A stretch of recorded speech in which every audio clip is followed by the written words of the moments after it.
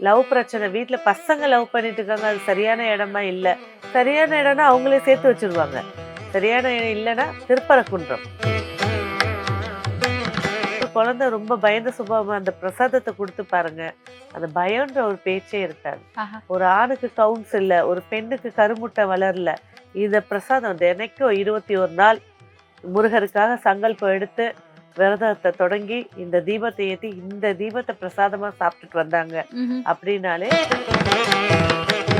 திருச்செந்தூர்ல வந்து இந்த வெற்றலைக்குள்ள இந்த பன்னீரும் இந்த விபூதியும் வச்சு கொடுப்பாங்க ஒரு பிரசாதம்.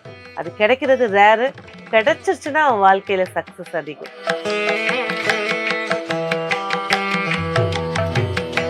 வெற்றிலை தீபம் எந்த நாள்ல ஏத்தணும்? வெற்றிலை தீபம் ஏற்றக்கூடிய நேரம் கொஞ்சம் மக்களுக்கு தெளிவா சொல்லுங்க. வெற்றிலை வெற்றிலை வந்து பாத்தீங்கன்னா பூலோகத்தோட கொடியே கிடையாது.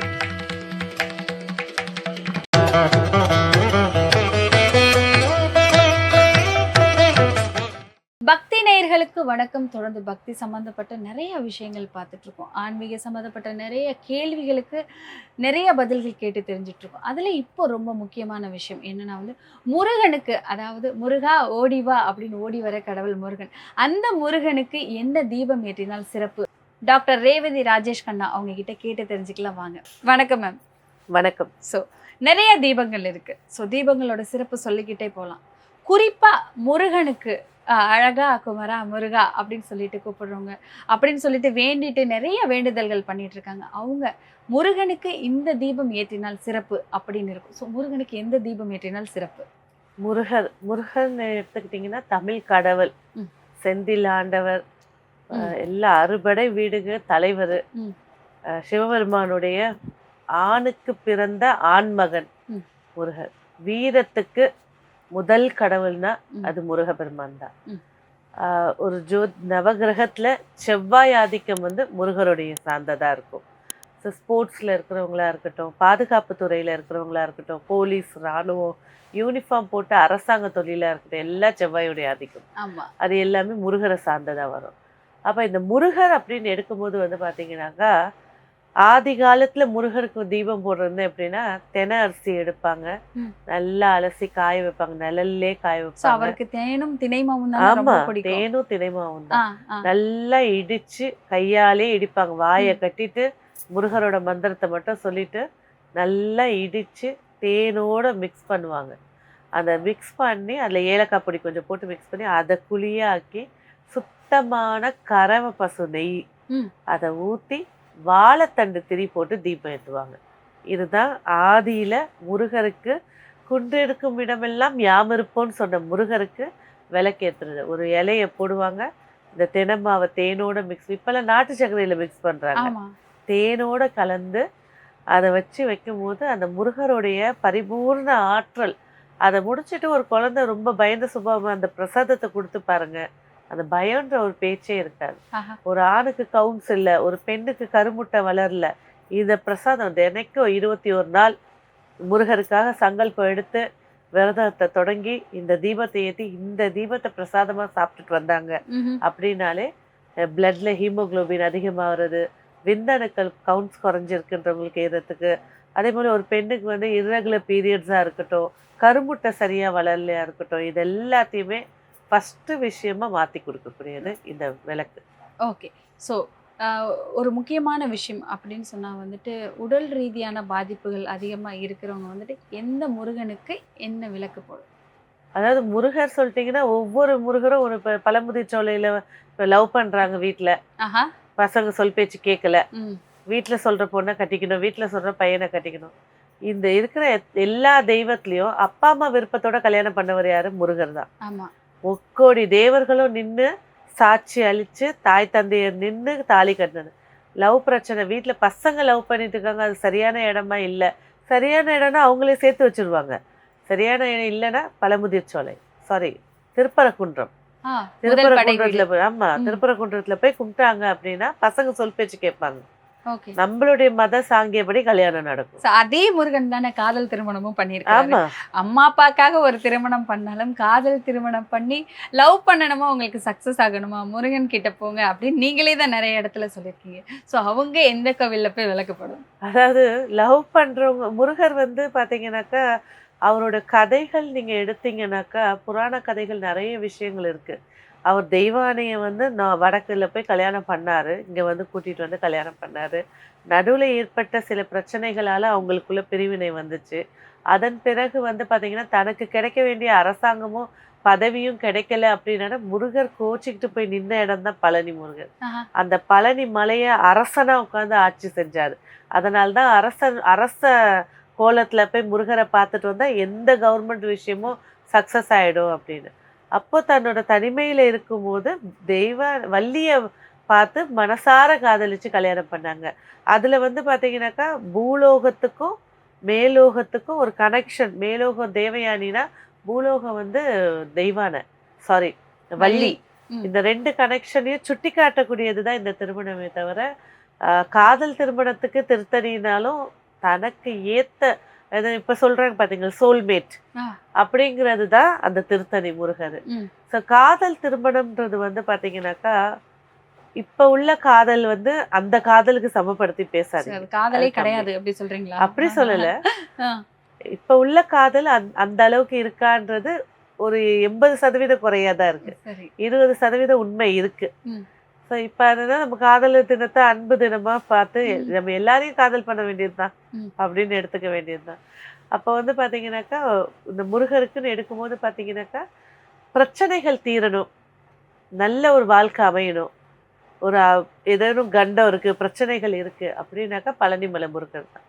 ஓகே. பழனிமலை முருகன் போகரோட ஜீவ சமாதி அமைஞ்ச இடம். அந்த மலை மேல நடப்பாதையா நடந்து போய் இந்த தேனும் தினைமாவையும் தீபம் போடும்போது அவ்வளோ விசேஷங்கள் நடக்கும். ஆனா அவங்க ஜாதக ரீதியா தாராபலன் பார்த்து எந்த நட்சத்திரத்துல போய் ஏத்துனா சக்சஸ் இருக்கும் அப்படின்னு பார்க்கும்போது சிறப்பா இருக்கும். அதாவது 27 நட்சத்திரத்துல ஒருத்தரோட ஜென்ம நட்சத்திரத்திலேருந்து 13வது நட்சத்திரம் உயிர் பெறுதல் ம். அப்படின்னு ஒரு நட்சத்திரம். உங்க நட்சத்திரம் உயிர் பெற்று ரெஃப்ரெஷ் ஆகணும்னா உங்க நட்சத்திரத்திலேருந்து எண்ணுங்க 13வது நட்சத்திரம். அந்த நட்சத்திரம் அன்னைக்கு போய் தீபம் போடுங்க, சக்சஸ் கிடைக்கும். ஓகே. ஸோ நிறைய பேர் சொல்றாங்க முருகனுக்கு வெற்றிலை தீபம் ஏற்றினால் மிக சிறப்பா இருக்கும். நீங்க வேண்டிய காரியம் நிறைவேறும் வெற்றிலை தீபம் ஏற்றினால். வெற்றிலை தீபத்துக்கு ரொம்ப பவர் இருக்கு அப்படிங்கிற ஒரு விஷயம் சொல்லியிருக்காங்க. ஸோ வெற்றிலை தீபம் ஏற்றணும்னா எப்படி ஏற்றணும்? அதை சில பேருக்கு தெரியாது. சில பேர் வந்து வெத்தலை வாங்குவாங்க, ஒரு தீபத்தை வைப்பாங்க, ஏற்றிடுவாங்க. ஸோ எந்த திசையை பார்த்து ஏற்றணும்? வெற்றிலை தீபம் எந்த நாளில் ஏற்றணும்? வெற்றிலை தீபம் ஏற்றக்கூடிய நேரம் கொஞ்சம் மக்களுக்கு தெளிவாக சொல்லுங்களேன். வெற்றிலை வந்து பாத்தீங்கன்னா பூலோகத்தோட கொடியே கிடையாது. நாகலோகத்துல இருக்கிற கொடி தான். அதுக்கு பேரே நாகவல்லி. முருகருக்கு வந்து தீபம் ஏத்துறதை விட இந்த நாகவல்லின்றவங்க வந்து லக்ஷ்மிக்கு ஏத்துறது தான் விசேஷம். ம். கன்னிகா பரமேஸ்வரிக்கு ஏத்தலாம், சப்த கன்னிகளுக்கு ஏத்தலாம். ஒரு ஆணுக்கு ஏத்தணும்னா கண்டிப்பா இது கிடையாது. ம். முருகருக்கு வந்து பாத்தீங்கன்னா இந்த வெத்தலை வந்து பாத்தீங்கன்னா திருச்செந்தூர் ம். 2வது படை. திருச்செந்தூர்ல வந்து இந்த வெற்றலைக்குள்ள இந்த பன்னீரும் இந்த விபூதியும் வச்சு கொடுப்பாங்க ஒரு பிரசாதம். அது கிடைக்கிறது ரேரு. கிடைச்சிருச்சுன்னா அவன் வாழ்க்கையில சக்சஸ் அதிகம். ஓகே. அது சேல்ஸும் பண்றாங்கன்னு நினைக்கிறேன் நானு. ஆனா ரொம்ப ரேர். அது இத்தனை நாள் செஞ்சு அந்த வெத்தலைகளுக்குள்ள அது எல்லாருக்கும் கொடுக்க மாட்டாங்க. சுத்தி கெடுக்க மாட்டாங்க. எல்லாம் சுத்தி முருகர்கிட்டயே போட்டு வச்சிருவாங்க அவங்க பாதத்துல. இத்தனை நாள் கழிச்சு எடுப்பாங்க. அதுல யார் யாருக்கெல்லாம் கிடைக்குதோ அந்த அனுகூலம் கிடைக்கும். ஓ. ஆனா வெத்தலை தீபம் வந்து பாத்தீங்கன்னா லக்ஷ்மிக்கு பெண் தெய்வத்துக்கு தான் மெயினா. இந்த வெத்தலை அப்படின்னு எடுக்கும்போது வந்து பாத்தீங்கன்னாக்கா இது நெய்யில ஏற்றக்கூடாது, நல்லெண்ணெயில தான் ஏற்றணும். ஸோ வெத்தலை வந்து ஒரு மண் அகல் வாங்கி அதுக்கு உள்ள வந்து நல்லெண்ணெய் அந்த வெத்தலையை ஃபுல்லாக படர வச்சு நல்லெண்ணெயை ஊற்றி அதோட தாமரை தண்டு திரி இதுதான் தாந்திரிகத்தில் லக்ஷ்மியை மறைமுகமாக வீட்டுக்கு கூட்டிகிட்டு வர்றது. அதை வச்சு தீபம் ஏற்றி இதுவும் வந்து பார்த்தீங்கன்னாக்கா கிழக்கு திசை நோக்கி இல்லைன்னா மேற்கு திசை, வடக்கு தெற்கு யூஸ் பண்ணக்கூடாது. கிழக்கு திசையோ மேற்கு திசையோ வச்சு ஏற்றி வீட்டில் வழிபாடு பண்ணிட்டு வந்தாங்க அப்படின்னாக்கா செல்வ செழிப்பை ஏற்படுத்தி கொடுக்கும். ஓகே. ஸோ செல்வ செழிப்பு சொன்னனால இந்த கேள்வி கேட்டு கடன் பிரச்சனைகள் தீரணும். எவ்வளோ பணம் வந்தாலும் பண பற்றாக்குறை. ஸோ ரொம்ப கஷ்டத்திலேயே இருப்பாங்க. அவங்க முருகனுக்கு என்ன விளக்கு ஏற்றணும்?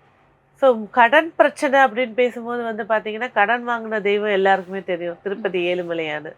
அதே போல் தான் ஜெயிக்கிறதுக்காக தாய்கிட்டேருந்து வேல் வாங்கினதும் இந்த முருகர் தான்.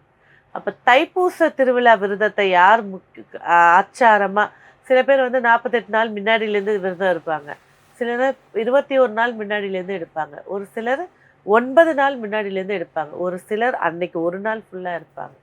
அந்த மாதிரி தைப்பூச விழாவை முருகருக்கு மனசார பிரார்த்தனை செஞ்சு தீபம் ஏற்றி வழிபாடு செய்கிறாங்க. அது அது வந்து வாழைத்தண்டு திரி எண்ணெயில் வந்து பார்த்திங்கன்னா தேங்காய் எண்ணெயும் நெய்யும் மிக்ஸ் பண்ணி ஊற்றி வாழைத்தண்டு திரி போட்டு முருகருக்கு வழிபாடு செய்யும் போது கடன் பிரச்சனையிலேருந்து விடுவிக்கிறது அதுதான். கண்டிப்பா. ஸோ திருமண பாக்கியம் அமைகிறதுக்கு முருகனுக்கு எந்த விளக்கு ஏற்றும்? திருமண பாக்கியம் அமையத்துக்கு வந்து பார்த்தீங்கன்னாக்கா முருகருக்கு வந்து பார்த்தீங்கன்னாக்கா நெய் ஒரு அகலும் தேங்காய் எண்ணெய் ஒரு அகலும் 2 அகலில் தீபம் வச்சு 2யும் ஒன்றா ஜாயிண்ட்டு தீபம் ஏற்றும் போது எவ்வளோ 80s கிட்ஸாக இருக்கட்டும் 90s கிட்ஸாக இருக்கட்டும் திருமணமே ஆகலைங்க அப்படின்னு சொல்கிறவங்களுக்கும் வாழ்க்கையில் ஜாதகத்தில் அவங்களோட கர்மாப்படி கல்யாணம் ஆகணும்னு இருந்துச்சுனாக்கா வள்ளி தெய்வானை திருமண கோல காட்சி அப்போ இந்த தீபத்தை ஏற்றி வைக்கும்போது திருமண தடை நீங்கும். ஓகே. ஸோ சில பேருக்கு திருமணம்லாம் ஆயிடுச்சு, குழந்தை பாக்கியமே கிடைக்கல, குழந்தைங்கிற ஒரு விஷயத்துக்கு நாங்கள் ரொம்ப போராடுறோம் அப்படின்னு சொல்லிட்டு இருப்பாங்க. அவங்கெல்லாம் எந்த முருகன் கோவில் போகணும், என்ன மாதிரியான தீபம் ஏற்றணும்? ஸோ இருக்கவே இருக்குது. அதுக்குன்னு உண்டானது தான் சஷ்டி. ஐப்பசி மாதம் நடக்கக்கூடிய 6 நாட்கள் சஷ்டி திருவிழா. அந்த சஷ்டி திருவிழாவில் சங்கல்பம் எடுத்து ஒருத்தர் வழிபாடு பண்ணுறாங்க அப்படின்னா சூரசம்மாரம் நடக்கிற இடம் திருச்செந்தூர். அந்த திருச்செந்தூரில் போயிட்டு வெண்ணெய், நல்ல கெட்டி வெண்ணெய், அதில் வந்து பார்த்திங்கன்னா குழி போட்டு அதில் திரி போட்டு தீபம் ஏற்றும் போது கண்டிப்பாக குழந்தை பாக்கியத்தை ஏற்படுத்தி கொடுக்கும். கண்டிப்பாக. சஷ்டியில் விரதம் இருந்தால் அகப்பைகள் கிடைக்கும் அப்படிங்கிறது. ஆமாம், கருப்பை அகப்பைன்றது கருப்பையில் ஒரு கருவை உண்டாக்கி கொடுக்கும். ஸோ வந்து சஷ்டி விரதம் அவ்வளோ வந்து பவர்ஃபுல்லானதுன்னு சொல்றீங்க. ஸோ அந்த அன்னைக்கு என்ன தீபம் ஏற்றணும்? அதான் வெண்ணெய் நல்ல பசுமாட்டோட வெண்ணெய் எடுத்து அகல்ல போட்டோ இல்லை அதையே உருண்டையா பண்ணி ஒரு தீபம் போட்டு ஏற்றும் போது சிறப்பாக இருக்கும். விளையாட்டு துறைகள் எல்லாம் சில பேர் வந்துட்டு ஸ்போர்ட்ஸ்ல இருப்பாங்க. ஸோ அதில் வெற்றி பெறணும் அப்படின்னா வந்து எந்த முருகனுக்கு என்ன விளக்கு ஏற்றணும்? அதுக்கு வந்து பார்த்தீங்கன்னாக்கா முருகருடைய ஆதிக்கம் நிறைஞ்ச ஸ்டோனு, ரெட் ஜாஸ்பரு, அப்படி இல்லைன்னா கோரல், இது பவளம், அவங்க பாடி வெயிட்டுக்கு ஏற்றபடி பவளத்தை வந்து வெள்ளிலேயோ இல்லை தங்கத்துலேயோ செஞ்சு போடும்போது ஸ்போர்ட்ஸில் ஜெயிச்சிருவாங்க. ஓ, இந்த தீபம் எல்லாம் ஏற்ற தேவையில்லை, அவங்க உடம்புல அந்த முருகனோட முழு ஆற்றமே அந்த பவளத்துல தானே இருக்கு. அதுலயும் வந்து ஸ்ரீலங்கருக்கு பவளம்னு ஒண்ணு இருக்கும், அது போடும்போது ரொம்ப ஸ்போர்ட்ஸோட எனர்ஜெட்டிக்கை கொடுத்து சக்சஸ் கொடுக்கும். ஓகே. தீபங்கள் எவ்வளோ தீபங்கள் ஏற்றினாலும் சரி முருகனை வழிபடணும் அப்படின்னு சொன்னால் எல்லாருமே வந்துட்டு முருகனை வழிபடணுமா, திருச்செந்தூர் தான் போகணும், முருகனை வழிபடணுமா, பழனிக்கு தான் போகணும், முருகனை வழிபடணுமா, திருப்பரங்குன்றம் தான் போகணும் அப்படி சொல்லிட்டு சிறுவாபுரி, சென்னையில் இருக்கவங்க சிறுவாபுரி தான் போகணும். பக்கத்துலேயும் நிறைய முருகன் கோயில்கள் இருக்கும், நிறைய சிவன் ஆலயங்களில் முருகன் இருப்பார், நிறைய அம்மன் கோயில்களில் முருகன் இருப்பார். ஸோ முருகனை கும்பிடணும்னா அந்தந்த படை வீட்டில் தான் போய் கும்பிடணுமா, இல்லை எங்கே இருந்தாலுமே முருகனை வழிபடலாம்? முருகான் கூப்பிட்டீங்கனாலே போதும், இருக்கிற இடத்துல ஓடி வர்றது தான் அவரோட வேலை.